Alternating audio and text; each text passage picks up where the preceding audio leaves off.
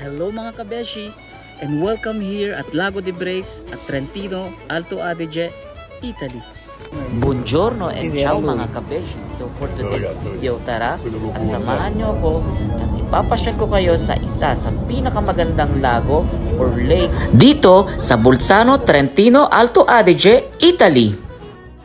So mga kabeshi, it took 3 hours bago ako makarating dito sa Lago di Brace. So from Bolzano, Stazione dei Treni, kailangan yung kumuha ng train going to Fortezza. So it took 1 hour and a half at pagdating nyo ng Fortezza, panibagong train na naman, direzione per Villabassa. And then dopo Villabassa, hindi pa nagtatapos dyan mga kabeshi, kailangan nyo na naman kumuha ng isa pang bus na it took 30 minutes going directly to Lago di Brace. So total of travel is almost 3 hours from Bolzano station going to Lago di Brace. And you can buy your ticket through your app by your phone or directly to the train station. At huwag din kakalimutang i-visit ang website ng Lago di Brace dahil important information, kailangan yung mag-book online dahil hindi kayo makakapasok sa Lago di Brace. So book first your ticket online para walang hassle for your journey dito sa Lago di Brace. And if you are interested mga kabeshi,